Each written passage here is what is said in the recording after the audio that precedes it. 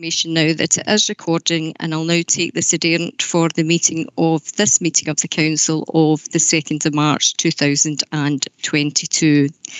I can see we have Councillor Allison, Councillor Anderson, Councillor Bradley, Councillor Brogan, Councillor Brown, Councillor Buchanan. Do we have Councillor Burns? We have Councillor Calicaise. Do we have Councillor Callaghan? We have Councillors Campbell, Carmichael and Chalmers. Do we have Councillor Convery? No. Apologies from Councillor Convery. Okay, thank you. We have Councillors Cooper, Corbett, Cowie, Councillor Craig, Councillors Devlin, Donnelly and Dorman, Councillors Dryborough and Fagan. Do we have Councillor Faulkner? Yeah, I can see you're in the meeting, Councillor Faulkner. We have Councillor Ferguson, Fulton, Gray, Greenshields, Councillor Hamilton, Councillor Harrow, Councillor Holford, Councillor Horn, Councillor Horsham, Councillor Hose, Councillor LeBlanc. Do we have Councillor Lennon? Apologies for Councillor Lennon at the moment, although he might join later on. Thanks, Councillor Devlin. We have Councillor Lockhart, Logan and Loudon. We have Councillors Lowe, MacDonald and Mars. Do we have Councillor McAdams? No. We have the Provost, Councillor McClymont. I have apologies from Councillor McCreary. We have Councillors McGavigan, McGeever, McGuigan. Do we have Councillor McLaughlin? Yeah, I can see you're there, Councillor McLaughlin. Yeah. Thanks. Councillor Miller, Councillor Nayland, Councillor Nelson, Councillor Nugent, Councillor Razak, Councillor Ross, Councillor Scott, Councillor Shearer. Do we have Councillor Stevenson?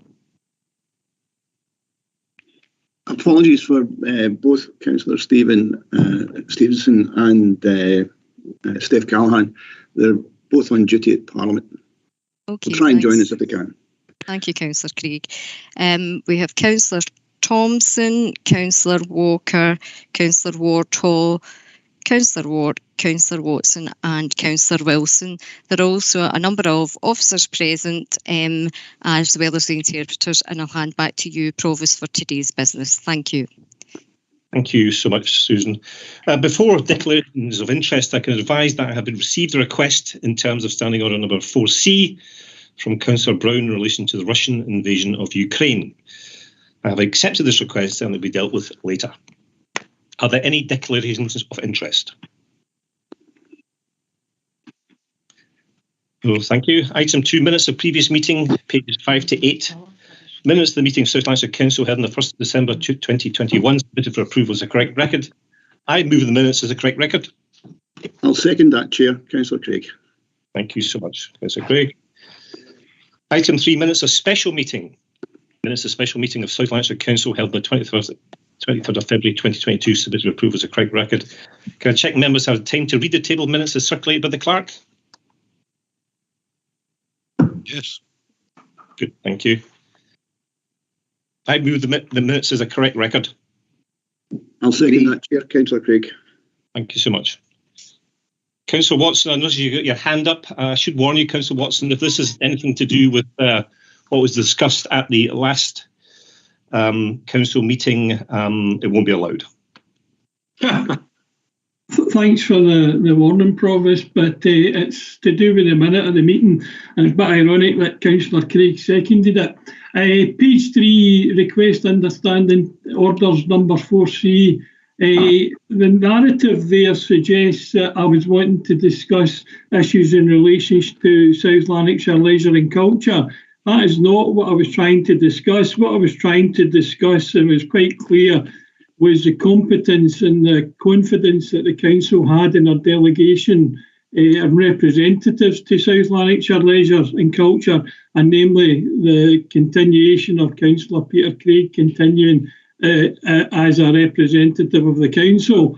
Can we correct the minute to reflect that, please? I'll ask Geraldine McCann to come in here, please. Provost, it was just to point out again that as I made clear last week, as that matter did relate to the outcome of an employment tribunal that affected a third-party organisation and to which the council was not a party, it was not competent. And I explained in detail the reasons for that because of GDPR data protection and the risk of members inadvertently making comments that could prejudice ongoing legal proceedings. My advice still stands today, Provost. Thank you, so Provost, with all due respect, I'm not asking to debate anything about the findings of the report. I'm merely asking that the council reflect on, and what my motion was to reflect on, if we had confidence in Councillor Peter Craig continuing as a representative to South Lanarkshire Leisure and Culture. Absolutely nothing to do with anything else. That point's taken. Thank you so much. We'll now move on to... Are we correcting the minute, Provost? I'm sorry? Are we correcting the minute to reflect that? I'll consider that. Item 4. Provost, can I come in there? Yes, please. I would advise that, in my view, but it is a matter for members to agree, that the minute is a correct reflection of what was discussed last week. Thank you, Provost. Thank you. We'll now draw a line under this and we'll move on to item 4. Minutes of Risk and Audit Scrutiny Committee of 17th November 2021, which is on pages 9 to 14 of your papers. The minutes are submitted for information. Can I ask that members note the minutes, please? Agreed. Thank you very much. Item 5 to 26. These are minutes of previous meetings of the various committees. There are minutes of various meetings on the agenda this morning which are submitted for approval. Can I check that members have had the opportunity to read through the minutes that have been tabled? Yes. Members agreed that items 5 to 26 are approved as a correct record. Agreed. Item 27. Provost, sorry, I've got my hand up. Councillor Watson, if this is any more discussion about what we've discussed already, it won't be accepted. There are other issues, Provost. Minutes of the East Kilbride Area Committee, item 9, pages 51 to 56. Page 51, opening remarks. I requested that the East Kilbride Area Committee, that the chair of the East Kilbride Area Committee write to the Minister for Transport and the Cabinet Secretary for Net Zero Energy and Transport to come and address East Kilbride councillors on the betrayal of East Kilbride and the dropping of the duelling of the train line. My understanding is that letter was never sent and they've never heard anything about it. So again, I would like that noted. That was a decision taken by the East Kilbride Area Committee and it was never been fulfilled. And it's regrettable, and that shows you the ambivalence of the SNP administration to the betrayal of the Scottish Government to East Kilbride. Maybe just note that, please. That's noted, Councillor Watson. Councillor Ross. Thanks very much, Provost. There certainly was no ambivalence to the situation with East Kilbride from the SNP group. I personally wrote to Transport Minister and Transport Scotland, and both the letter and the reply was circulated. So there's certainly no ambivalence, and we will continue to try and support as much as possible all of the situations regarding transport in East Kilbride. Thank you very much. Thank you. Provost, again, that was not the question, and that's not what the suggestion East Kilbride Area Committee was about. The motion at East Kilbride Area Committee was to invite government ministers to address local councillors and local concerns and hear firsthand the issues that we're having in East Kilbride. That never happened, and it's disappointing. Your point is noted, Councillor Watson. Councillor Bradley. We're here to agree the minute of the meeting, and I believe the minute of the meeting is accurate. And I think Dave would actually agree on that. So can we move on, please? Absolutely. Item 27, notice of motion protecting bus services for South Lanarkshire communities, which is page 85. A notice of motion has been received in terms of standing order number 19, the 6th of February. Can I invite Councillor McGeever to speak to the motion? I understand it's seconded by Councillor Brown. That's correct. Thank you, Councillor Brown. Councillor McGeever. Thanks very much, Provost. You'll all be relieved to hear I don't intend to speak for too long today. I know members from every group, every area and probably every ward have spent most of the last 5 years trying to get buses going to where we need them for our residents. It's a major problem for all our communities, and whatever the policy solutions we prefer, I think getting a solution is a priority that hopefully transcends party politics. I know in the 3 years that I've been working to somehow save the X1 in my ward, councillors and parliamentarians have been doing likewise, and none of us have had anything like the success we need on that. We all know that an absence of reliable, frequent and cheap bus services hurts people, communities, businesses and the economy. It prevents residents accessing services, jobs, education, leisure and entertainment. It stops employers getting the customers that they need and the staff that they need. This motion is intended to put on record that our council wants that to change, and that we expect the next incarnation of our council to do everything it can to help achieve that. Similar motions have been endorsed in recent months and years by our neighbours. Over in Glasgow City Council, the SNP, Labour and Conservatives all managed to agree a similar sentiment, as did the SNP and Labour in Western Bartonshire. So I hope we can do that today as well. The Liberal Democrat group prefers a London-style franchising model. I suspect others will agree there's huge advantages to that, but we are open to ideas. In my motion, I've referenced the Glasgow City region. That includes, of course, the whole of South Lanarkshire, and I did so deliberately because I believe that it's the most likely way of getting the political weight we need to ultimately turn whatever proposal is endorsed into facts on the ground.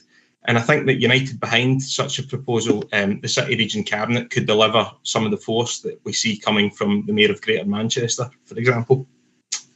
I know that some members, particularly for rural areas, prefer Strathclyde terminology and the existing partnership board, but for the reasons I said, I don't think that punches with quite the weight that a united city region of 1.8 million, similar to Manchester, to Birmingham and to others, to the northeast of England regions can do so.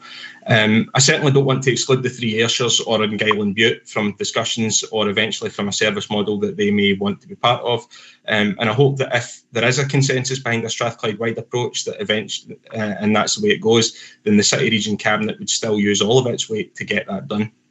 I've been asked to, in the last couple of days, to consider changes by the SNP and Labour groups, and without breaking any confidences, I think their concerns and intentions, they didn't really seem all that different from those that myself and my Liberal Democrat group have. So the motion I intend to propose is as written, but with a few additional words that I've circulated just recently via email to all members, as well as to the clerk and to the chief executive. These are just really there to try and make clearer that we need action in both urban and rural areas.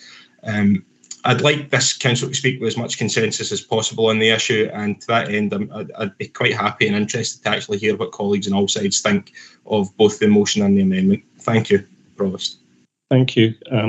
Before we move on to discussion, I should point out we've received an amendment from Councillor Joe Fagan, which we'll discuss later on. Councillor Mary Donnelly, please.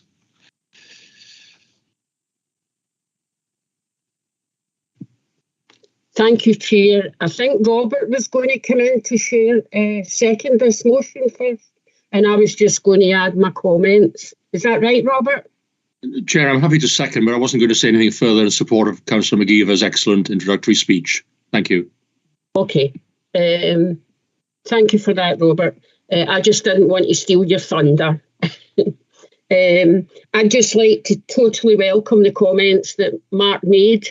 As being one of the other councillors within the Lanarkshire area, I also have been voicing quite vociferously the need for the X1 to be reinstated, especially in the Lanarkshire area, where people have been left without any transport, any public transport in that area. And I think that's remiss of the X1. And we have been calling for them to review and also trying to discuss with the SPT. And they said they would review. but we are putting a lot of weight onto that. So it's very important, the motion going forward that Mark's put up, and I would wholeheartedly echo his sentiments that he's just expressed. Thank you, Mark. Thank you. We'll now move to Councillor David Shearer, please.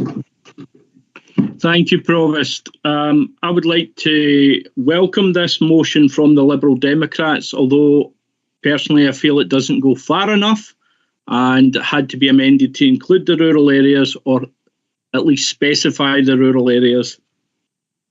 I think transport is an absolutely critical issue that we badly need to address as a local authority and as a nation. I think we need transport unlocks other facilities, whether it's medical facilities, educational facilities, or council-run facilities. If you can't get transport to these locations to access these services, you are being deprived of those services. It is critical that we get a system that works for the travelling public, not for the council, not for SPT, and not for the bus contractors. It has to be a system that is based on what is best for the travelling public. If you look at the network that we have at the moment, there are huge gaps in that network, and the gaps are growing. Now, whether you are in an urban housing estate or whether you're in a rural village, if you can't get transport to access services, you are equally deprived of those services. So it is vital that we get a system in place to make that happen. SPT is the transport authority for this area, so they are a key partner. And whether this is taken forward by the Glasgow City deal or whether it's done through SPT, doesn't matter. They have to be included as this transport authority that covers this area.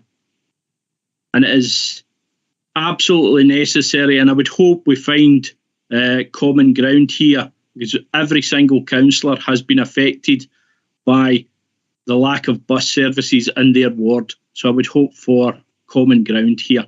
Thank you, Provost. Thank you, Councillor Shearer. Councillor Fagan, I'll let you speak in a minute, but can I confirm you've shared your amendment with Susan? Yeah, I shared it with Councillor McGeever earlier, and I think Susan has now circulated it to all members.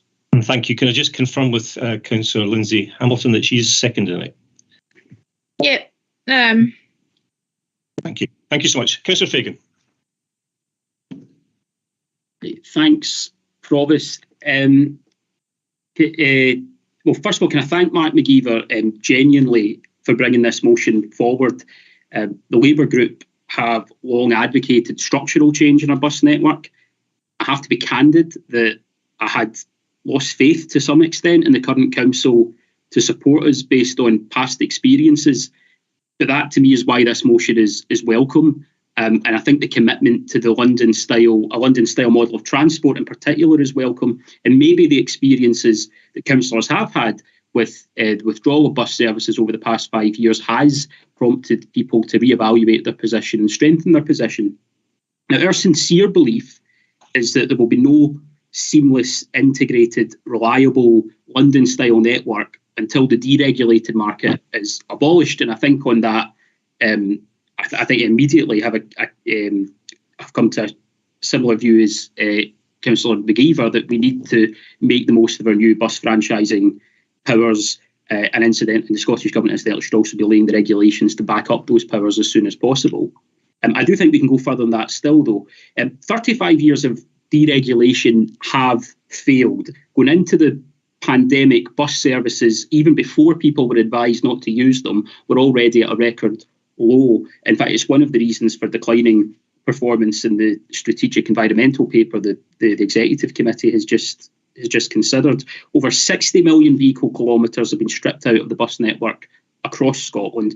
Prices are rising, and the impact of decline on people's human rights has been condemned by the very same UN rapporteur who exposed the cruelty of welfare reforms. So change has to come to the bus network, and our view is that change has to match the scale of the challenge. Now, the highest levels of passenger satisfaction in the UK are not to be found in the patchwork of monopolies that have sprung up around the UK outside of London. They are to be found in whether it's London's regulated bus market or indeed with Lothian, which is one of the few publicly owned operators in the UK. And with Greater Manchester, as Councillor McGeever alluded to, now using bus franchising powers to replace the deregulated market, we believe that the same should happen across Greater Glasgow and the west of Scotland.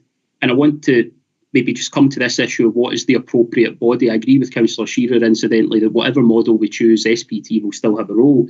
Now, we believe the best vehicle for achieving public control of bus services, and I use the term public control, is SPT. They've already undertaken a significant body of work, and I would recommend that if there are any councillors who are unaware of it, that they look at the SPT challenge paper that was issued last year, look at the Transport for Strathclyde proposals that they are putting forward. There is a vehicle there. There is a vehicle that has some legislative status as well.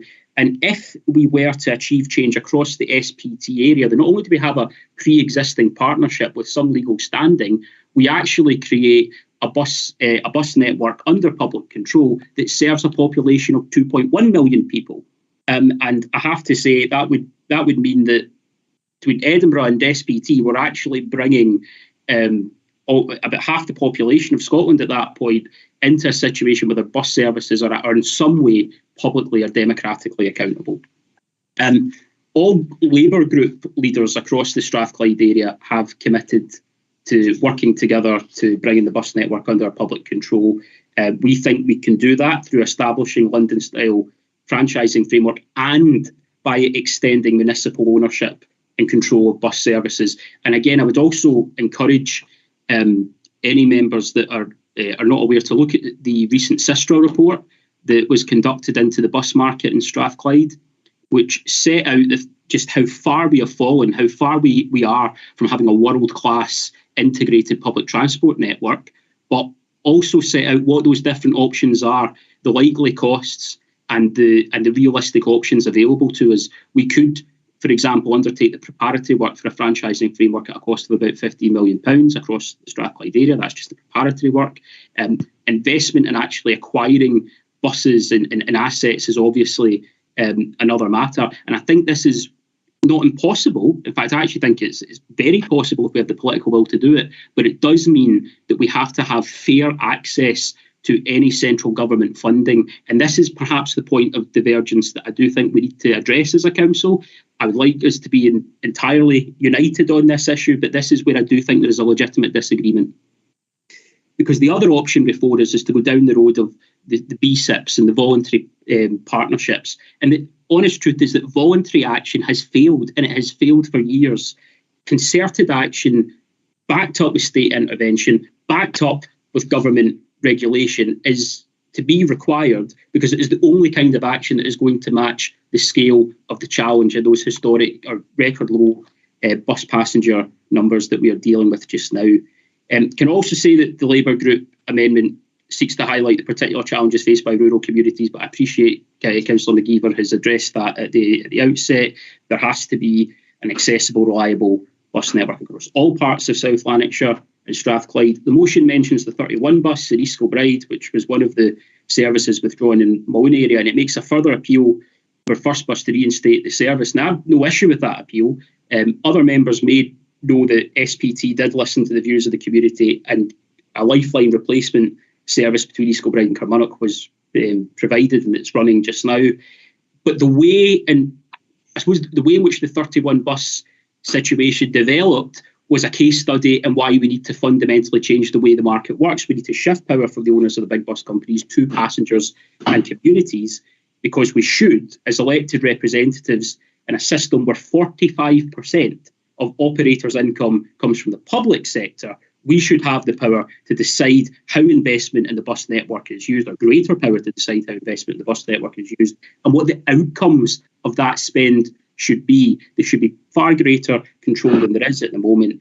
We should have the power to put passengers before profit, to make public transport a public service again, and to bring the transformative change to our communities that a broken bus market, even a broken bus market underpinned by voluntary partnerships, is frankly incapable of delivering.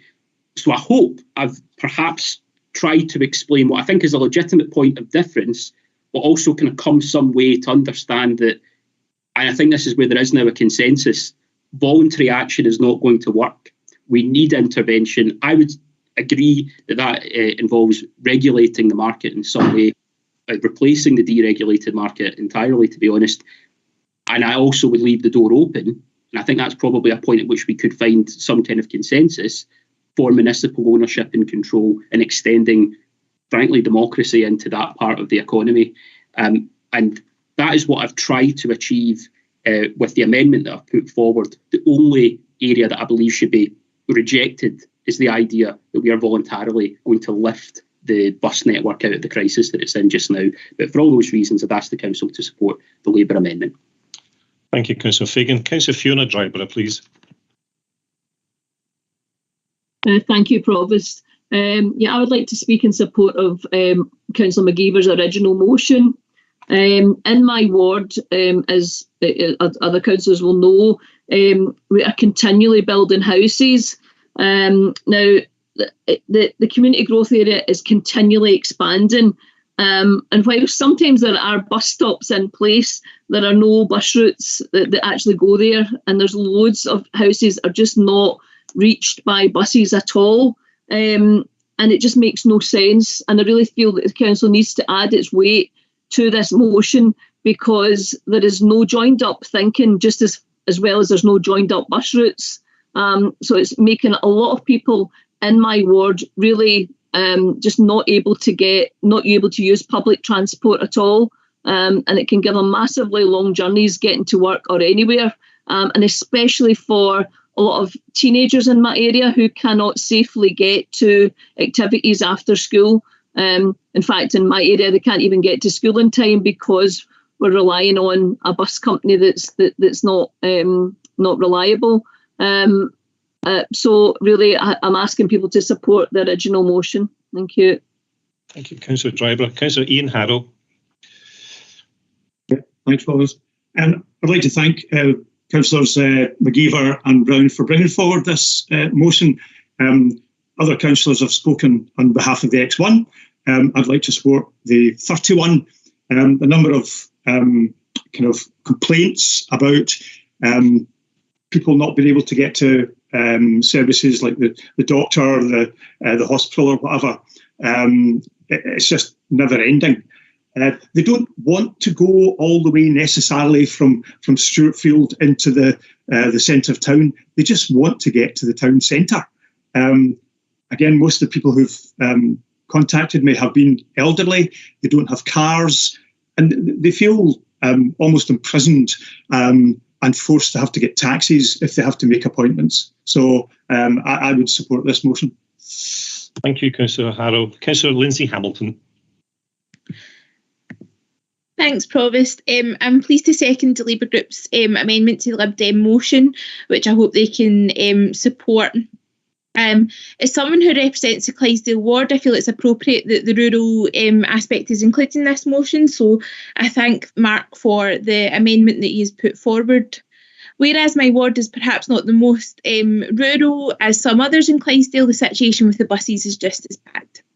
Since becoming a councillor nearly 10 years ago, the bus service in some parts of my ward have fallen by 2/3, and it's an issue that I'm contacted more about than anything else, especially now since I'm out knocking doors.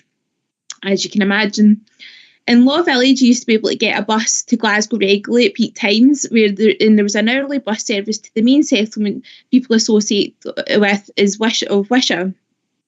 You can also get a bus from Hamilton and Carluke from the village. The Hamilton-Carluke bus is the only service that still exists in the same way. For a village without a train like this is devastating, as many people have to walk a mile along a very fast main road to get the bus to work or college or just to go to the doctor. Not only this, but the situation has got worse during the pandemic, with one of the local bus companies pulling the bus that goes round the scheme in Carluke because of lack of drivers and now deciding that they don't want to run full stop. We are now in a situation that in the town where there is a subsidised service at the weekend but not during the week. And this is isolating the older people who are no longer able to get down to the town for their shopping or to meet their friends or to have to pay for expensive taxis. I still hold out hope that SPT can find a solution for this, but through my experience and my other councillors in my ward will know that it'll probably be a hard fight. Whereas I don't want to be parochial about this, because I know that this is an issue throughout South Lanarkshire and throughout Scotland. I feel this highlights the utter shambles that the bus services are in. We really are at the mercy of bus companies who often say it's not viable to run services. However, it's a question of a chicken and the egg. Not only if the service was there, but if it was accessible and a regular bus service was provided, I have no doubt that it would be used more. Therefore, I wholly support the control of the local bus service, where we would have more say in how and when our buses are run in our area. A London-style bus service would take a long way in linking our local areas again in Clydesdale and the wider South Lanarkshire. And in a country where the government are offering free bus travel to our under-22s and are quite rightly trying to encourage people to use more public transport in order to save our planet, it's only right that we give the service that we need for the passengers and our communities, and not for that of the profit-seeking bus companies. Again, Provost, I'm happy to second this amendment. Thank you, Councillor Hamilton. Councillor Howe, do you want to speak again? Your hand's still up? No, sorry. Thank you. Councillor Alec Allison. Thanks, Provost. Yes, Mark has highlighted an issue. Quite right. His changes that he emailed us earlier are entirely relevant, because it is not just in that one area where there are issues, and how the service operates is something that needs to be looked at. But I would ask him, we generally I support what you're actually saying here, Mark, and are supporting, but could I ask you to make one small change? This isn't the Glasgow City deal or anything that is going to be fundamental in this. It is SPT, and addressing this issue to them, who have the responsibility for transport within the old Strathclyde area. And that's not really a positive thing, using that word, to be quite honest. But SPT, challenge them to address the issues that you've raised. Not certain that the London option is the one, but it is certainly one of the ones that need to be considered, and I would certainly support that, particularly if you can change that to SPT rather than Glasgow City deal. Councillor Allison, is that an amendment, or are you just wishing? A suggestion to Mark, if he's agreeable. We'll get to Councillor McGee in a minute. Councillor David Watson. Thanks, Provost, and thanks, Mark, for bringing this forward. I think it is right that we do discuss this, and some of my own experience, and it's already been mentioned, the 31 bus and dealing with First Bus and SPT is a bit of an eye-opener. I'm going to sound parochial when I'm talking about this, because it's my own experience of dealing with First Bus, but I'm sure it's the same in Hamilton and the same in Cambuslang, Rutherglen, and probably slightly different in Clydesdale, but that's been addressed by some of the Clydesdale councillors. I think Fiona Dryburgh hit the nail on the head when new housing areas are getting built. There's no consideration given to transport. I mean, the plans, when it goes through planning, they'll have these active travel plans and all the rest of it, and might fling in a bus stop here and there, but they're no good if the buses get in there. And quite frankly, First Bus and others have no interest in getting into these areas at the moment. There's always a presumption that new housing estates, everybody's got 2 or 3 cars, and that's not the case.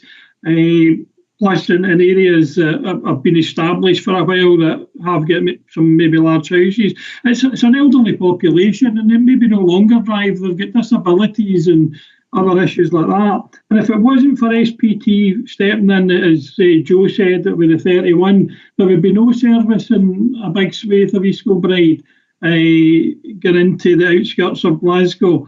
But the reality is, there's no real bus connection between, a very limited bus connection between East Kilbride and Glasgow, which is an atrocious situation. And during my discussions with First Bus, when the review was through the 31, I mentioned house building that had taken place at Nerston, and again there was no bus service in that area. They didn't even know Nerston existed on the old East Kilbride Rolls-Royce site. So there's a level of ignorance, I think, when the private operators are looking at what they're providing. Another good example is there's a bus terminates in Green Hills Road. It's less than a mile from the Hare Myers train station and the Hare Myers Hospital and St James Retail Centre. And First Bus continued to refuse to continue that bus on as a terminus point. And it would make such a difference to people coming down from Green Hills, Lindsayfield, other areas of East Kilbride to get to the train station and to Hare Myers Hospital. So there needs to be an integrated look at all our public transport, and not just the buses. These are just a few ramblings and comments, but the bottom line is great that Mark's brought this forward, and hopefully this is only the start of the debate and that something concrete really comes out of it. Thanks. Thank you, Councillor Watson. Councillor Graham Campbell. Thank you, Provost. This is a brilliant paper, Mark. Absolutely fantastic paper. And I'm really glad you brought it forward. Thanks. But I would also like to add to Joe Fagan's amendment. Actually, Joe, I really like it. I think that bus companies are never probably going to make a profit unless we change how it's done. And as you rightly say, there are plenty of other great examples across UK cities of where it is done much better. London, Belfast, Manchester, Leeds, Edinburgh, etc. And I really wonder, Mark, if you would accept Joe's paper as I don't think it's massively different to yours, but I think it does go that extra step, because I think it does. We do need to do something really radically different. I have no confidence in SPT. I met SPT many years ago when I worked for Microsoft, trying to get them to take the TfL Oyster card system, and they, back in I think it was 2010 when I met them, they said they were going to do something so much better in Strathclyde. And let's be clear, in 2022, 12 years later, they've never delivered on it. So absolutely no confidence in how SBT's run at the moment. And I think we do need to take a really radical change to this. So I must admit, Joe, I really like your paper. And I think your radical changes, and that's interesting for me to say as a Tory, I suppose. I never agreed with deregulation of public transport. That's all I'm going to say. Thank you so much. Councillor McGeever, perhaps you want to sum up.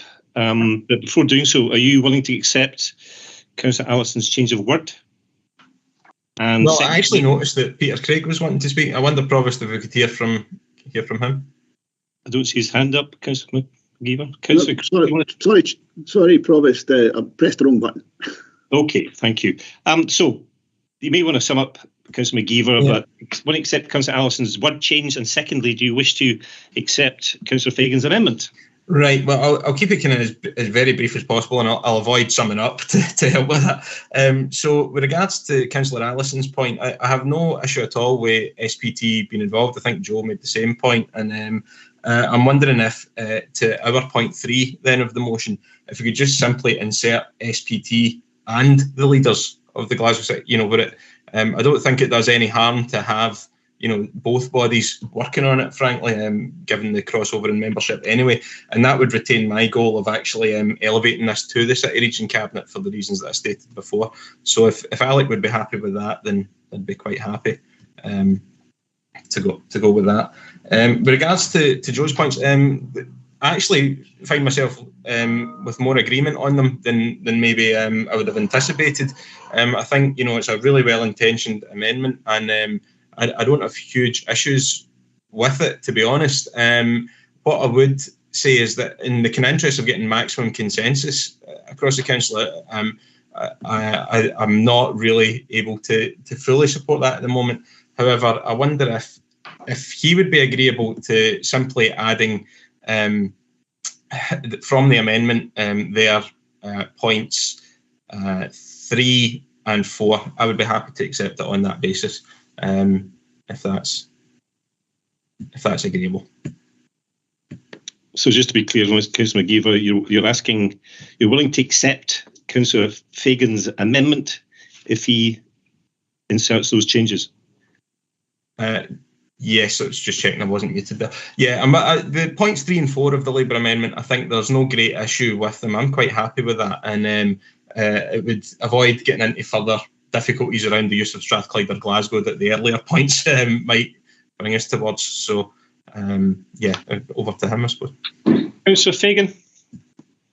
Yeah, no, thank you. I think that was wise. I don't have any intention to have a discussion about the semantics. I suppose what I was trying to achieve in the amendment, I've said what I've said about SPT, and I think we can accommodate that. What I was really trying to achieve was the policy point about, and I think there's a mood coming from the people that have spoken about strengthening what's there, but doing so with the best of intentions and for the purposes of making clear that the way things have been operating so far is not the way they can continue in future. So I have to say, in accepting that, I think Mark McGeever is accepting really the substantive points that come from our amendment, and I would be happy to have those points accepted. Councillor Bert Thompson. Thanks, Chair. Just to say, fantastic as the council's come to an end. We're all sort of working together. Great day. Thank you. Thank you for your input. I don't know whether members want to go to a vote or we agreed. Happy to agree. Agreed. Agreed. Happy to agree, Provost. Agreed, Provost. Thank you so much. Agreed. Item 28, Equity Working Group Progress Report. Can I invite Kay McVeigh to speak to the report, please? Thank you, Provost. I'm pleased to bring this report to the Council. This report gives us an update on the work of the Equity Working Group. And members will recall that we did bring a fuller report in September of last year of the activity of the group. And as you'll see from this particular paper, we're just giving you an update on the last 3 meetings of this group.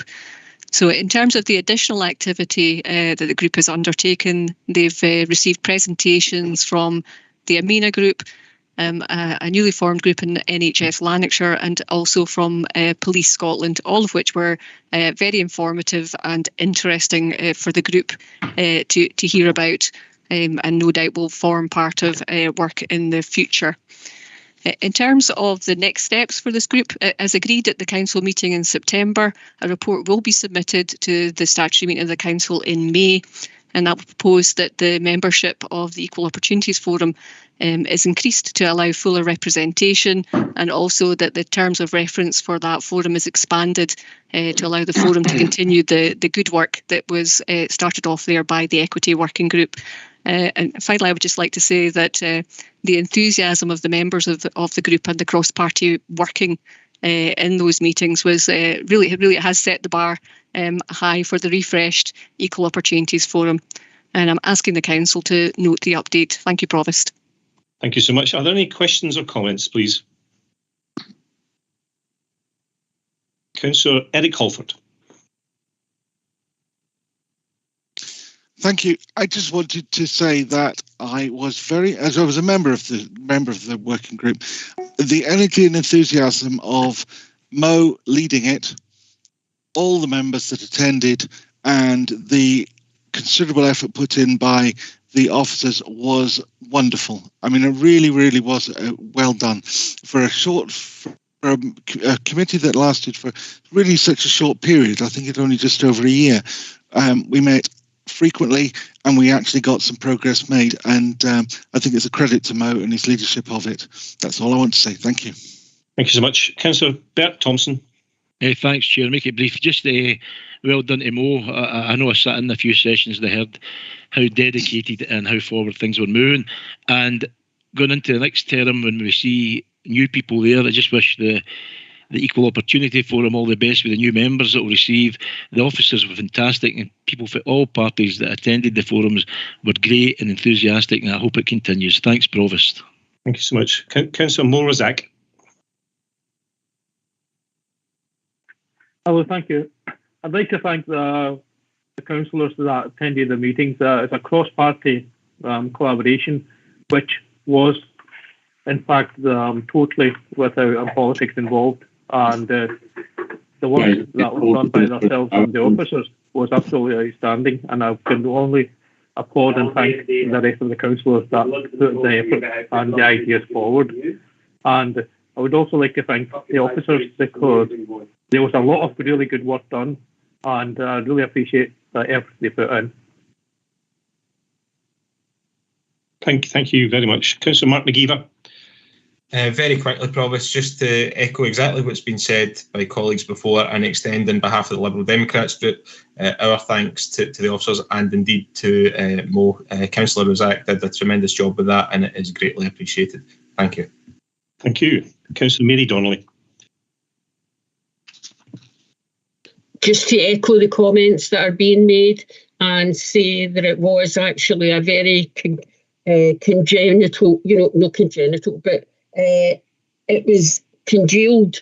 We all worked together in tandem for the right reasons, echoed by Kay, and thanks Mo as well for the way that you chaired it. It was excellent.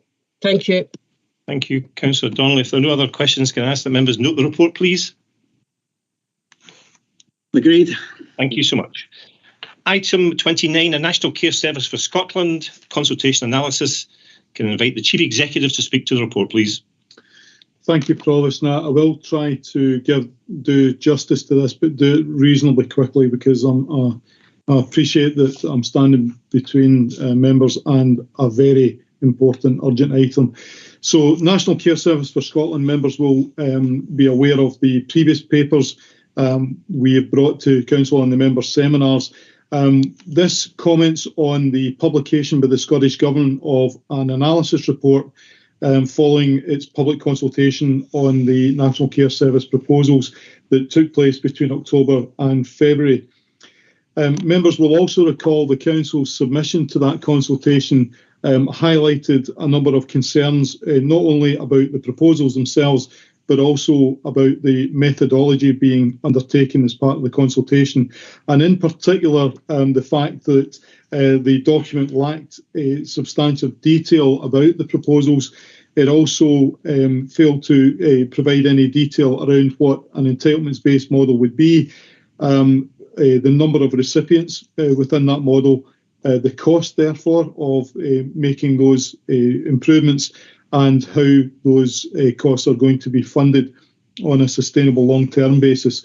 In terms of the consultation exercise itself, it presented a single model of a National Care Service, no options appraisal, and effectively gave any respondent simply the choice between retaining the existing service model with all of the poor outcomes that it produces, or accept the one single model as presented, which would have the effect of removing social work services from local authority statutory duties and remove staffing, funding, etc. from local government. Members will also be aware that at a national level, all political parties expressed some support for the findings of the Feely review that underpins the proposals around National Care Service. And they'll also be aware at a local government level in COSLA, all political parties at a local level expressed their extreme concerns at the proposals which were put on the table. So the document which has been published is extensive. It's around about 177 pages, I think it is, provides an outcome for the consultation. And we, within this report, flagged the point that the approach to the analysis has given an equal weighting to all individual responses. It's around about 1,291 responses. That means that the responses on behalf of local government, the 32 authorities, is given equal weighting from individual responses from service users and carers, although very legitimately those responses are submitted. It has the effect of producing a percentage approval rating for the proposals in the document, which we think is overly simplistic and effectively delivers what we were concerned it would deliver, which is to suggest majority support regardless of context. So sections 4.2 through 4.11 in the document gives a summary of the sections within that report. Just to update members, discussions are continuing with officers within Scottish Government. However, it has pointed to the potential laying of draft legislation before the Scottish Parliament by the summer on what's being described as a National Care Service MAX model.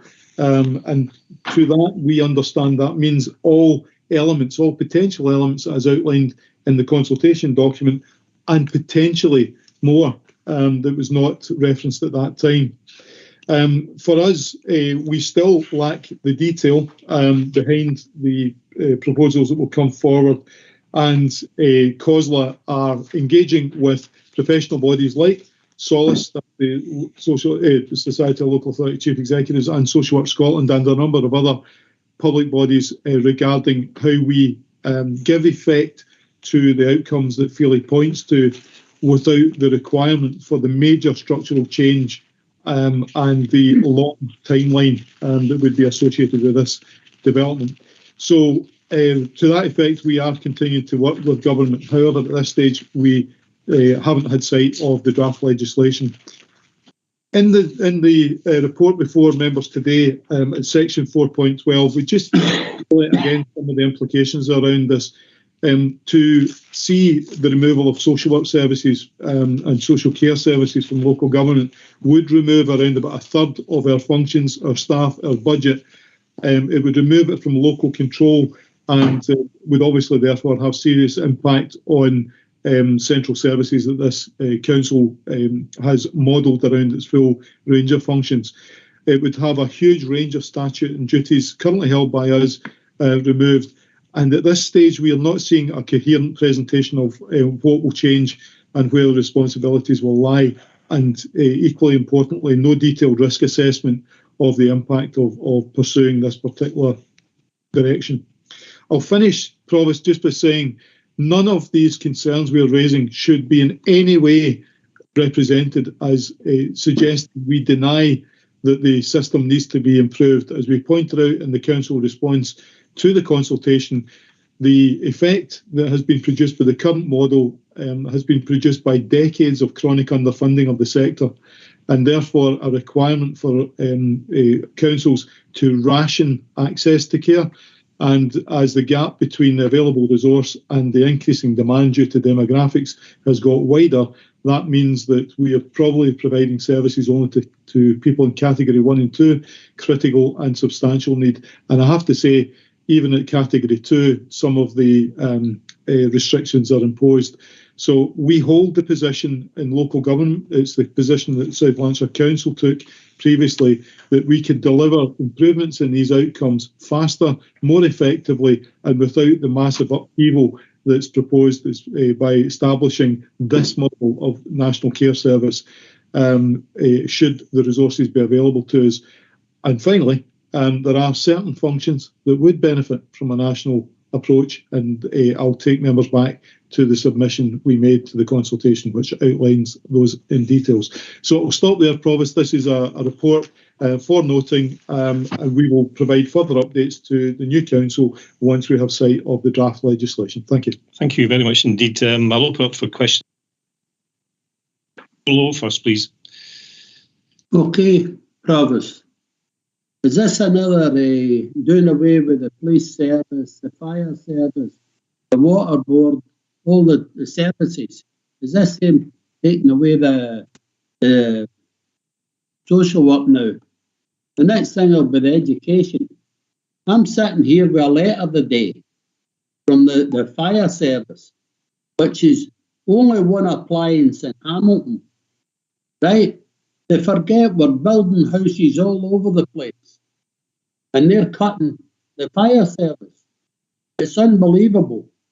I've still to speak to the fire master, and it will be after the day. But this is ridiculous, and I've told other people who voted against me because this is what the end up will be. And it's sad that we're losing social work because it'll never get better if it goes to Edinburgh. As I said, it'll not get better, it'll get worse. And as far as I'm concerned, we should fight all our way to keep social work in the local authorities.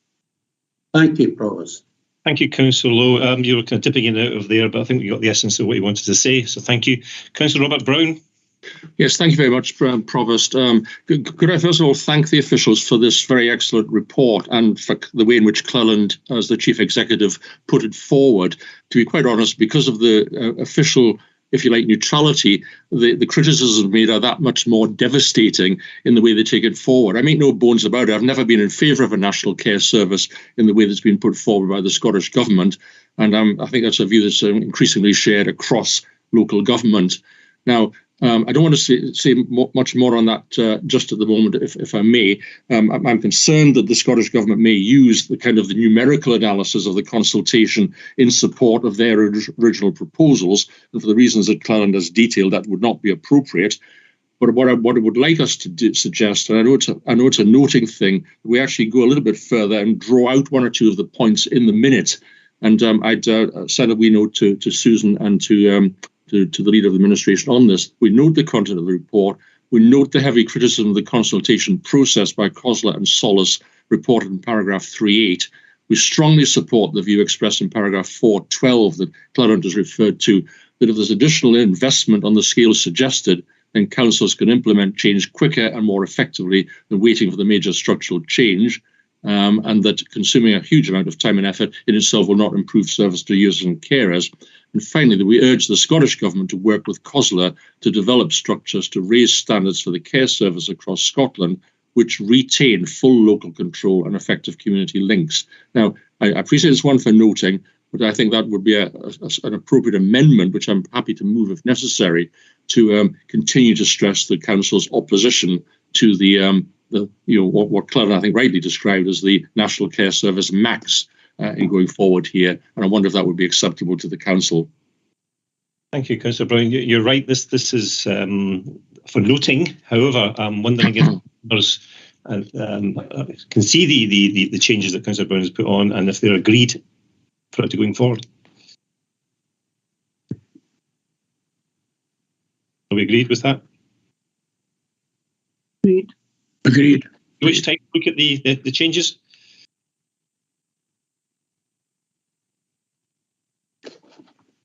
In the yes, that would be appreciated. Thanks. Okay, thank you. I'll let you. And perhaps Susan could circulate it round, Provost. I've sent it to her just before the meeting. I have, Councillor Brown. I put it in the Thank chat, you very much. so hopefully it's through an email. Okay, thank you. Listen, whilst that's getting posted, can we take Councillor John Ross now, please? Yes, thanks very much, Provost. I'm not going to make too much comment on this at this present time, because it's just at the start of a long journey ahead of us. I think Cleland clearly stated the situation with regard to how Holyrood feels as far as the National Care Service is concerned, and how we feel in local government about the way forward. I don't think local government disagrees with Audit Scotland when they say there is much to do in Scotland to improve social care. And I think both the Scottish Government and ourselves recognise this. It's our approach to it that differs. The Scottish Government seems intent in bringing forward legislation in the summer. And, you know, from my part, as a member of the leaders team at COSLA, COSLA must have a part to play in the scrutiny of the legislation. And if anything, I'm heartened that at COSLA's meeting last week, where we met with the First Minister, she expressed her willingness to work with COSLA to try and find some common ground as we move forward. I think Audit Scotland also stated the significant and pressing challenges to social care. It can't wait to be solved by the NCS, and I think Robert's point there about trying to find some way to give us that cash just now to start making these changes is something that we should be looking for. and that's some of the issues that will be getting taken forward by COSLA. So, I don't disagree with the points that Robert's made. There is a bit of an impasse here. The way that we look at it from a local government point of view and how we want to retain and hopefully play our full part in this going forward needs to be assured. And I don't see any difficulty with agreement with what Robert's put forward, because we're heavily committed at COSLA to making sure that local government are fully involved in any service going forward. That's probably as much as I'd want to say at the moment, because, as I said, this is the start of a long journey. But I think making it a wee bit stronger today wouldn't be out of order at all. Thanks. Thank you, Councillor Ross. Before I take Councillor Thompson, Councillor Lowe, could I maybe ask you to put your hand down, please, unless you want to speak? Okay. Thank you so much. And maybe you want to mute your mic as well. Thanks a lot. Thank you. Councillor Bert Thompson. Thanks very much, Provost. Again, I'll make it brief. Health and social care, in my opinion, should be kept within the local authority. People with their finger on the pulse. It needs investment, yes. It needs to thank the people that work in it, yes. But it does not need to be taken away. I'd like to see it stay within our remit and support anybody that supports me on that. Thanks, Provost. Thank you very much. Councillor Margaret Walker. Thanks, Chair. I won't repeat some of the points I've made throughout this process and that were eloquently put by Cleland and other people. But I would just like to say this has mushroomed into way beyond tackling the crisis of social care, which really should be the priority. And I think there's motivations behind it that are not primarily targeted at tackling the social care issue. So I would certainly echo all the comments that have been made. We don't have 6 years to get embedded in structural change and the complexity that would involve. We need the funding to local authorities to be able to tackle it now, particularly given, as I've mentioned earlier, the cost of living crisis, the massive challenges that our people are going to face. We cannot wait 6 years down the line to do this. So I would just echo the comments that have been made and support that. Thank you. Thank you. And finally, I'll take Councillor Graham Campbell, please. Thanks, Provost. I haven't really much to add. The councillors have said most of what I've been thinking throughout this paper. I just ask everyone to look at Northern Ireland over the last 2 years. The national social care there has absolutely failed the province, and I genuinely look into the paper. It will fail Scotland as well. So I'll not be here to see it. So all I would ask all of you coming back to the next term to do everything you can to fight your hardest to keep social care delivered by your local authorities. It is better in Scotland, it works better, and most importantly, it makes the service accountable to those in our community who it serves and supports. Thank you. Thank you, Councillor Campbell. Councillor Allison, you wish to speak? Yeah, just finally to concur with what Robert was saying as well, and would fully support what he was asking to do. I think this is ill-conceived, ill-thought out, and structural change is not going to change anything. And the funding, what has been short, has been funding, and we can make an immediate impact if it went down that line. My concern is what John was saying, that this is the start of a long process. If you've got a process, you've got an end objective in mind. We've got to change the end objective from being a centralised scheme to one that is locally accountable and servicing local people. We cannot allow us just to go down this track. I think actually there are changes in the views of those at Holyrood. I don't think they were quite aware of the impact that it was going to have, and many across parties have changed their position since the initial thoughts came out on this, and I would support them in changing further. Thanks. Thank you, Councillor Allison. We all agreed? Thank you. Thank you so much. Before I close the meeting, I have one item of urgent business submitted by Councillor Brown, which I have accepted as a motion in relation to the Russian invasion of Ukraine. I understand it's seconded by Councillor Ross. Is that correct, Councillor Ross? Yeah.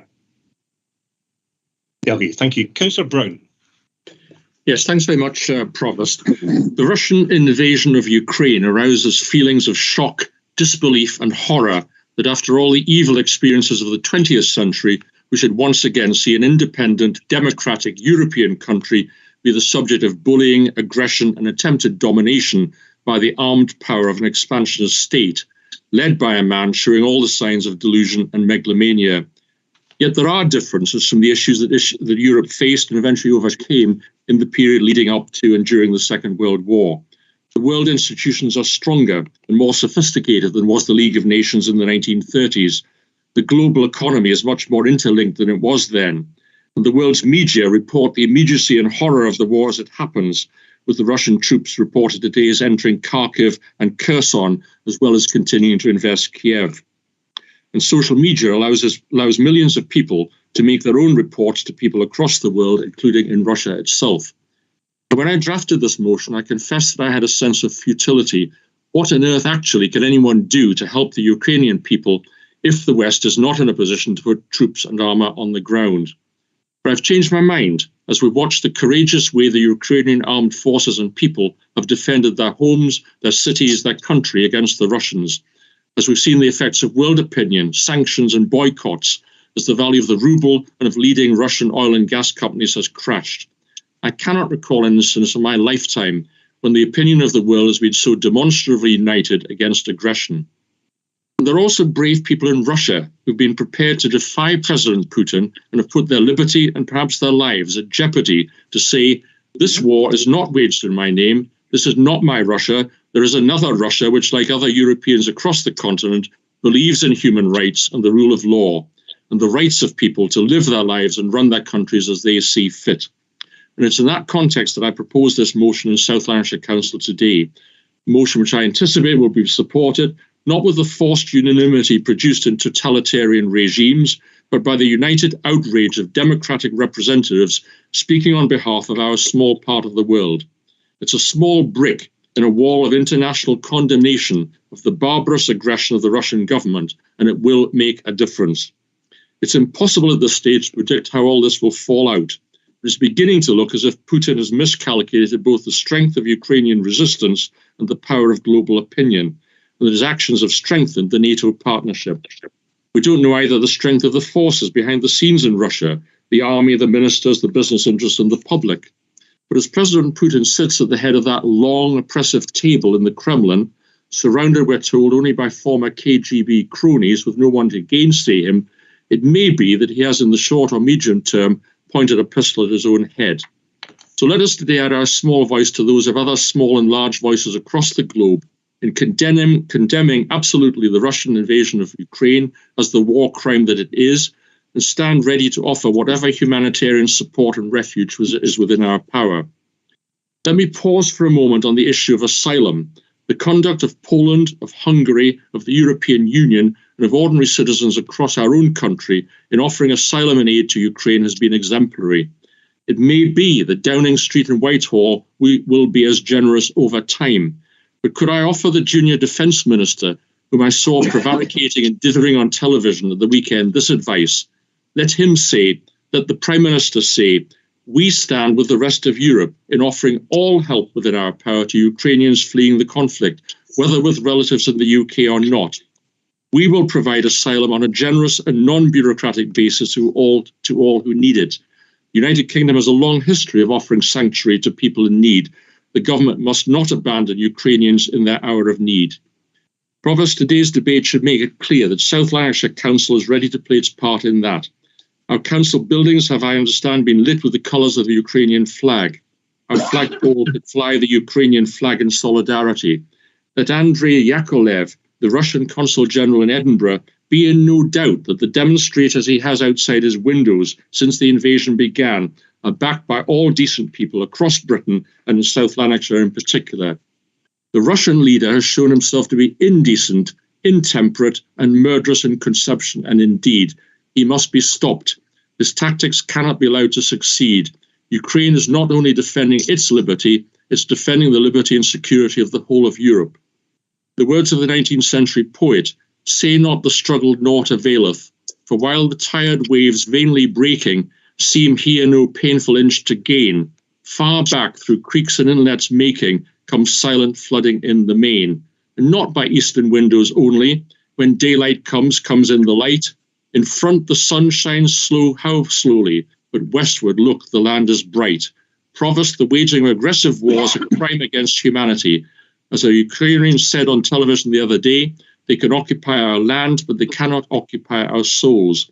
In this spirit, and in solidarity with Ukraine in its hour of desperate need, I move this motion today. Thank you very much. Thank you very much indeed for your words, Councillor Brown. Thank you. Councillor John Ross. Thank you very much, Provost. I very much welcome the opportunity to second this motion. Had Robert not brought it to Council, we would have done so ourselves. I think the consequences of Putin's madness are there for all the world to see. The scenes being witnessed daily and hourly on our TV screens are so heart-rending. Families fleeing their homes with their lives in a couple of bags, others sheltering beneath ground in constant fear of being bombed, mothers and children being torn from fathers, staying behind to fight for their country's independence. I find not only their bravery overwhelming, but that of every citizen of Ukraine in standing against the tyranny of this modern-day Hitler. We and the rest of the world need to do all we can to support them in their time of need. The motion supports the UK government in partnership with other NATO allies in deploying measures aimed at ending the illegal Russian invasion and supporting the government and people of Ukraine in the defence of their country. As military intervention by NATO is not an option, we need to be seen to be helping in every way possible. Scotland has a great track record in our willingness to support those fleeing persecution.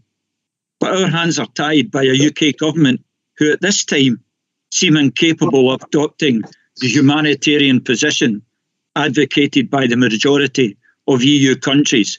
That is, to allow Ukrainian citizens 3 years visa-free asylum.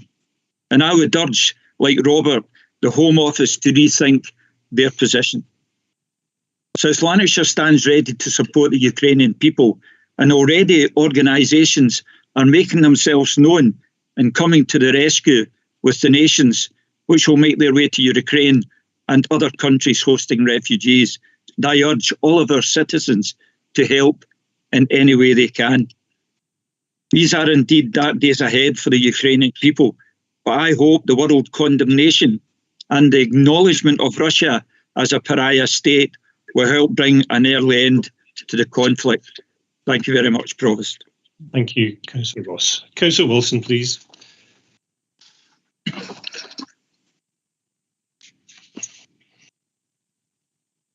Any time now. Councillor Josh Wilson. Apologies, Provost. My internet let me down there at a crucial stage. Thank you for inviting me to speak today, and I welcome the motion moved pretty eloquently, I would add, by Councillor Robert Brown and seconded by the council leader. I think it's important that we come together today as a council and send a strong and unified message that we oppose the invasion of Ukraine and do so in the strongest possible terms, not because it'll have any impact on the conflict, but it will send a strong message of solidarity to Ukrainians, both here and abroad, that we stand with them in these dark and trying times. What has struck me, and it's been touched on by speakers before, over the past few days, is that in the face of a global power led by a dictator, outnumbered and fighting literally on their doorsteps, the Ukrainian people have stood bravely together, and I'm sure they have all of our thoughts and prayers that a peaceful end will be reached in the near future. But as the Ukrainian president said, words are just words, and although welcome, we need to do more than that. And to be fair to the UK government, we have in most instances, and the approach of the West has generally been unified in the UK, have been at the front of some of those actions to put pressure on Putin and his regime. But as has been touched on by both John and Robert, our current position and refuge for people fleeing Ukraine is unacceptable and hopefully unsustainable. The UN estimate that more than 500,000 Ukrainians have already fled their homes, with a further 4.5 million estimated to follow if the fighting continues to spread across the country. And as John said, the EU will accept Ukrainian refugees for up to 3 years without asking them to apply for asylum first. And on that, the UK government stands alone in our continent by refusing to do the same. The Home Secretary's statement yesterday around extended family routes to a broader range of family members is a step forward, and the humanitarian sponsorship pathway could also play a role in assisting, but it's nowhere near good enough. And I fear that if we don't change tact and follow Europe's lead on the refugee crisis that is about to follow, we risk undermining our efforts to achieve maximum unity against the Kremlin on the international stage. Thank you, Provost. Thank you, Councillor Wilson. Councillor Poppy Corbett. Thank you, Provost. I'll try and keep this brief. Robert Brown quite rightly asked what we can all do to help, and I would just like to take this opportunity to let everyone know that the Conservative group will be donating 10% of their final salaries to the British Red Cross to help provide ongoing support to vulnerable people in the Ukraine. If anybody else would like to join us, obviously you would be more than welcome. But as a member of the Conservative group, I'd like to say actions speak louder than words here, gentlemen. Thank you. Thank you, Councillor Corbett. Councillor Jerry Gray. Thank you, Provost. Can you hear me okay?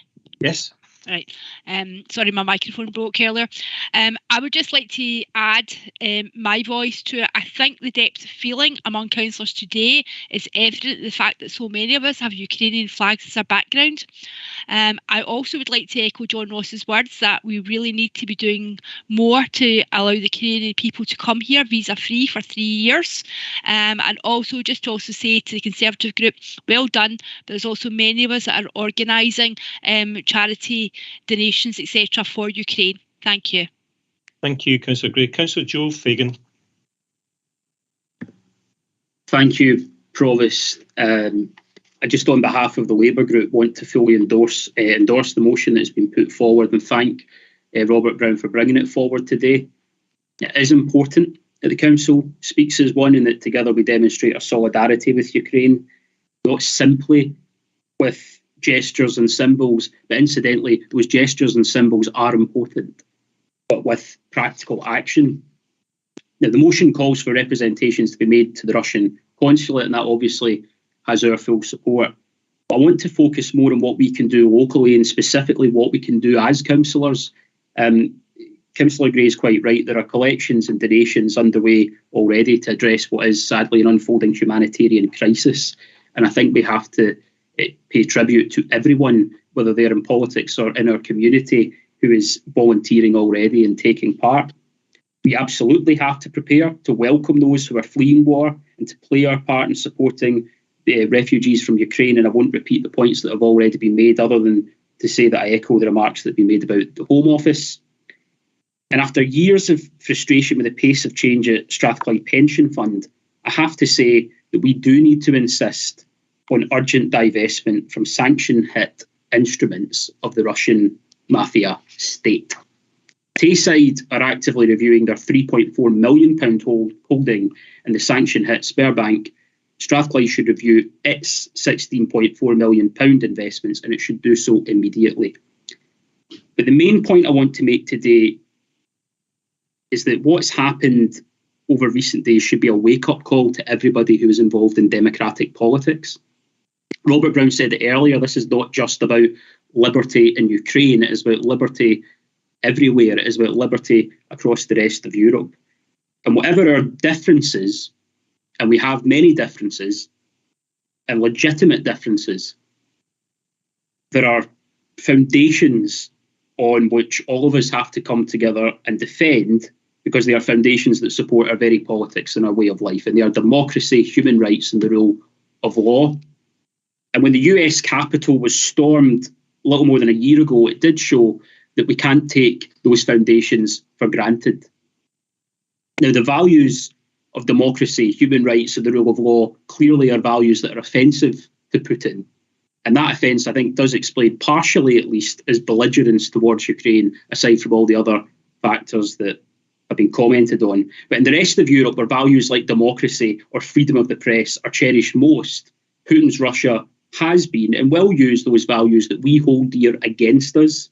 He will use disinformation to undermine faith in independent journalism. He will amplify intolerant voices at the fringes of our politics.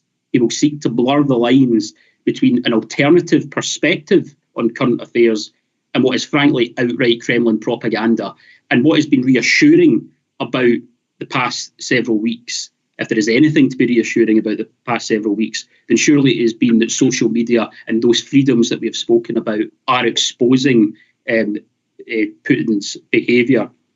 He will also, it has to be said, allow Russian billionaires, as he has done, to slowly build financial power in the West, and that power has only recently been subject, frankly, to the scrutiny and sanction that it deserves. I think if I'm to take a step away from party politics, and this is something I encourage everybody here to do in this issue, at some point we have to acknowledge that every one of the political parties and political movements that are represented in the Council today has been complacent about Russian attempts to influence our domestic politics. And so I just say to everyone here who is an active participant in politics in one of the most political places in the world, that we have to be vigilant.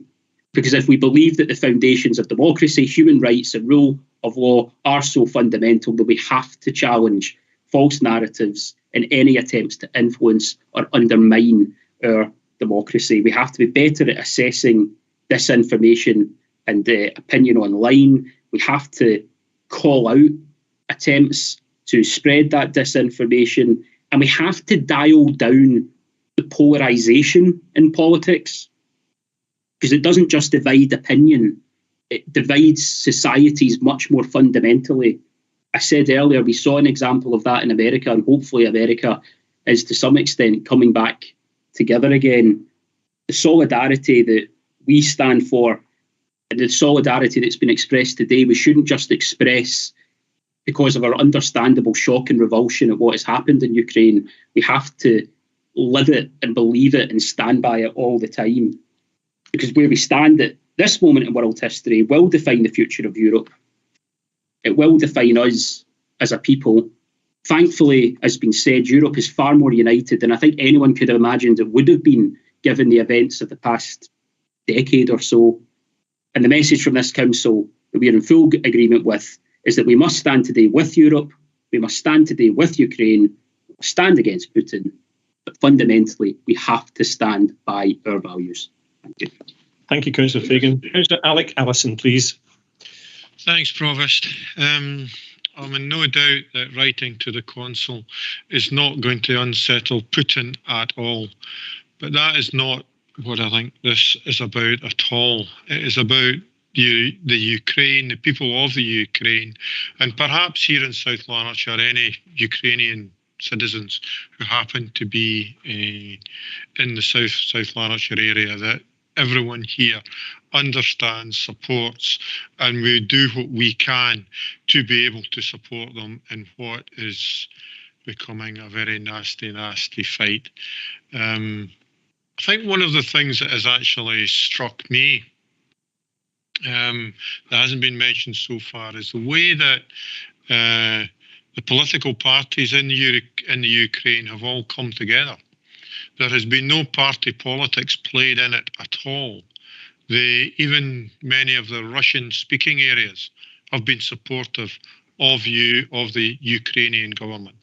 And I think we can all take some lessons from that as to how we deal with it. There is different ways of dealing with the outcome that we're going to have from this conflict. There is going to be hundreds of thousands of people moving around, but that doesn't mean to say that you just have to jump back and accept everything. You work with others, not alone, work with others on how you can take it and how you can take support for these Ukrainians who have been forced out of their country and support them the best way we can while we are still working to be able to I'll even say give them their country back, because they have lost it in a war at the moment, which we can hope will fail, but it won't necessarily do so. So I would hope that we can all be supportive of this and not be party political about it. We can all do something. Let us all look at ourselves and see what we can do, rather than telling other people what they can do. And I can support this motion. Thank you. Thank you, Councillor Allison. Councillor Eileen Logan, please. Thank you very much, Provost. I agree with everything that's been said this morning.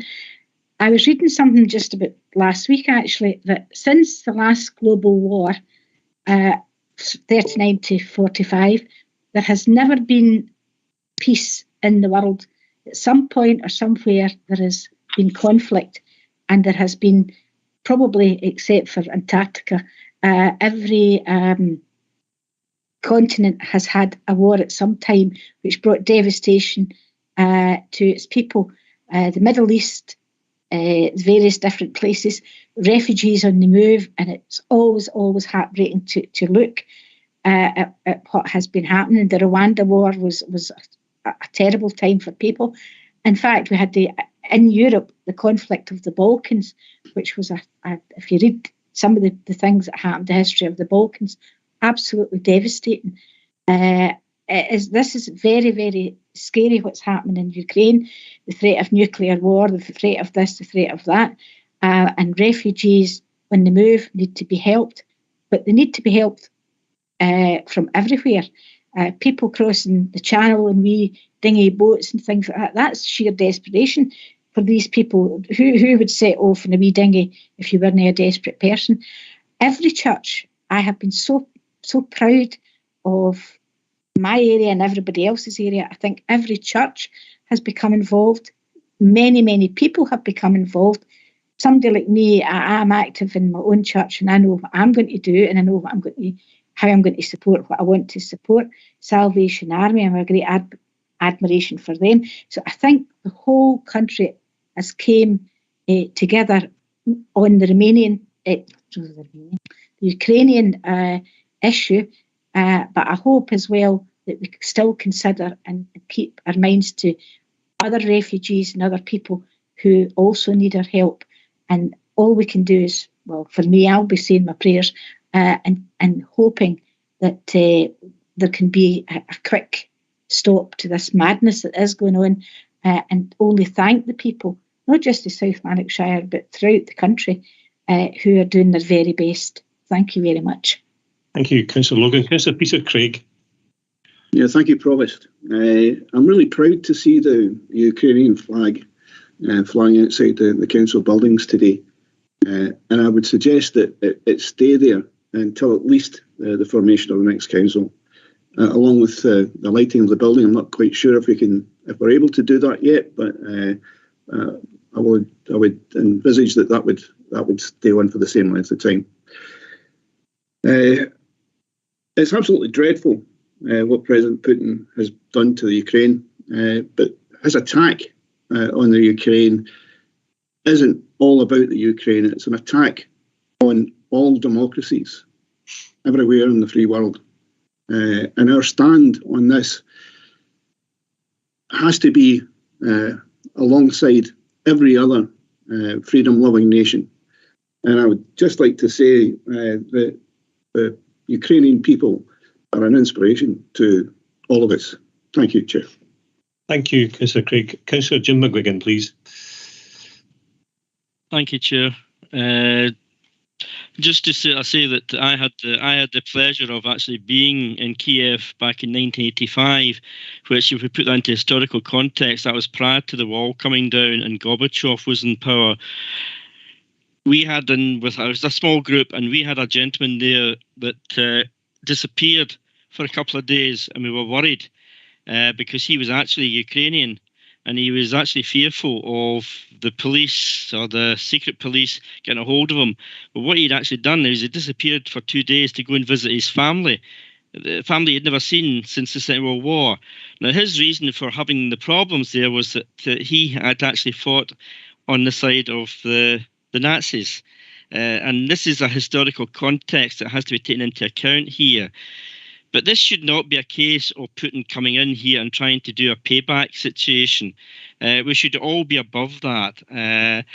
And I feel that we've made mention here of the League of Nations and how they weren't effective at the time. I don't think that the West were effective as much as they could have been, because when the Crimea was being annexed, that was the point at which we should have gone in and started to do things against Putin. We should have seen what was going to follow, and this is what is following. And this is the problem that we've got here, is that we need to hope that the big money people who are the friends of Putin take him into a darkened room and try to get some sort of realization into his head that he can't do what he's doing. If it's the case, as Putin has alluded to, that this is to protect the Russian-speaking people within Ukraine, then there is a historical relevance to that to a certain extent. But the way in which this can be dealt with is similar to what happened with the Turks and the Greeks back in Smyrna in 1922, 200 years ago, where essentially what happened was that the Greek-speaking people and the Turks-speaking people within the north of Greece essentially were exchanged. And it was done controlled, and it was done in a humanitarian way. And to a large extent, we had households, Greek households exchanging with Turkish households, and that was the way in which it was handled. If that is what Putin is trying to say is the relevance to this action, and I don't believe that that is in fact the case. This is all a case of land grab, and essentially making sure that the Russian people, who have got a very insecure mindset, that they need to have control over the countries which are on their borders. And this is what the Eastern Bloc was all about. It was actually control over the countries which were in the essentially bordering with the Russians. And obviously that when the wall came down and the Eastern Bloc broke up, this was a problem for them. I think that what we've got to do is we've got to hope that all the economic measures which are taking place, we need to give as much economic backing. I think we've got to give military armaments to the Ukrainian people. In many ways, this is similar in some ways to the Spanish Civil War, where people were pouring in to try and help out.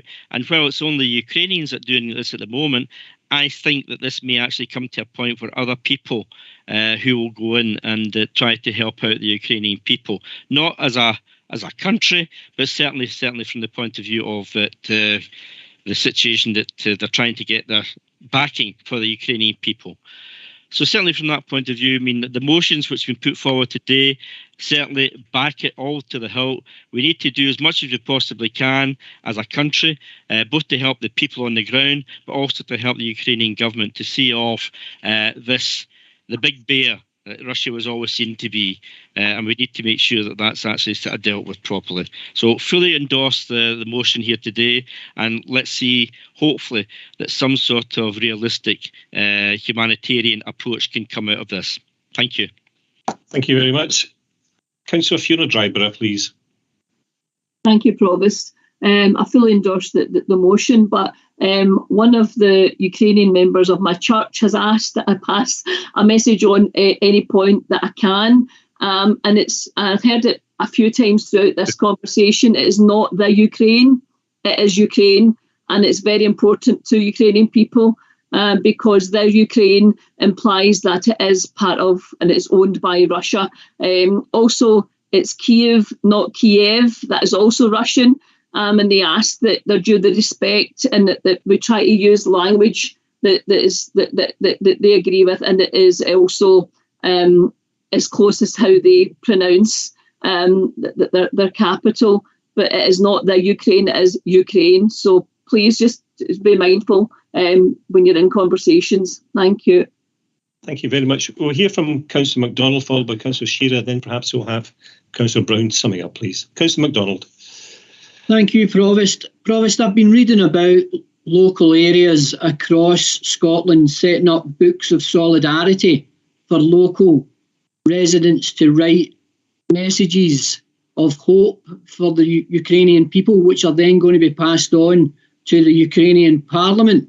I was wondering if that was something that could be set up in South Lanarkshire to allow people to actually have their say and just let people know in Ukraine just how they feel and how much support they actually have for them. Thank you for that. Councillor MacDonald will try and pursue. Councillor David Shearer, please. Thank you, Provost. The actions of Vladimir Putin is the action of a bully, and you have to stand up to bullies, and he has to be stopped, and if he is not stopped here, he will continue, and other nations and other people will feel the pain of a bully. I would like to endorse this motion. Thank you.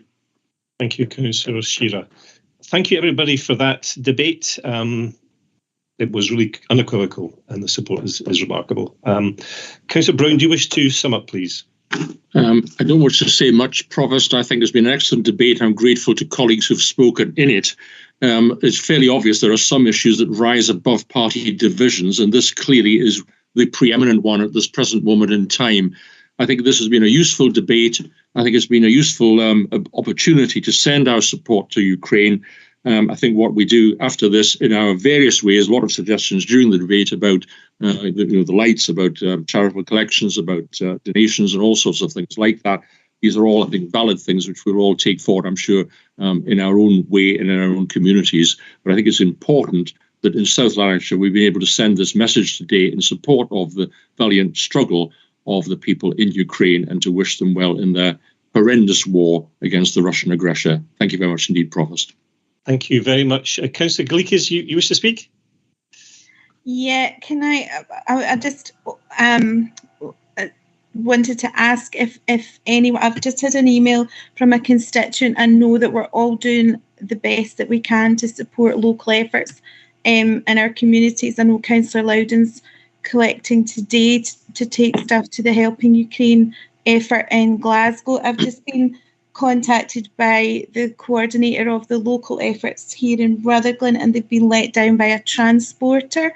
So I'm sorry to hijack the meeting, but if anybody put me in touch with somebody that would be able to collect from Rutherglen, can they contact me after the meeting? Thank you. Like that. Just thought I'd take the opportunity. I'm sure somebody will respond to that. Council, are we agreed? Yes. Agreed. Agreed. Agreed. Agreed. Before I close the 100%. meeting, Agreed. Before I close the meeting, listen, I've just got to say a couple of words. This is the last meeting which will be attended by Alistair McKinnon, who's retiring after many years of exemplary service. Alistair joined Hamilton District in 1991. He progressed through the ranks, being appointed Head of Support Services in 2001 and became Head of Facilities, Waste and Ground Services in 2016. He retires interim Director of Community and Enterprise Resources. Alistair, I'm sure I can speak on behalf of all elected members and officers and thank you for your excellent council service and wish you all the very best for the future. And finally, as is the last full council this term, I'd like to say a few words. Can I thank Susan Somerville, our excellent secretary, and likewise Jeremy McCann for her legal advice. Also, all the officers who have contributed through the term. There are some councillors who have decided not to stand for election in May. We'll have the opportunity to formally thank them later. But in the interim, can I wish you all good health and success in what you do next, and in particular to Joe Lowe, who is retiring after many decades as a councillor, and essentially he's the father of the house. And finally, fellow councillors who are standing again, can I wish you all the very best of luck. Thank you, and I now close the meeting. Thank you. Thank you, Provost. Thanks, Provost. Thank you. Thanks, Provost. Thank you, Provost.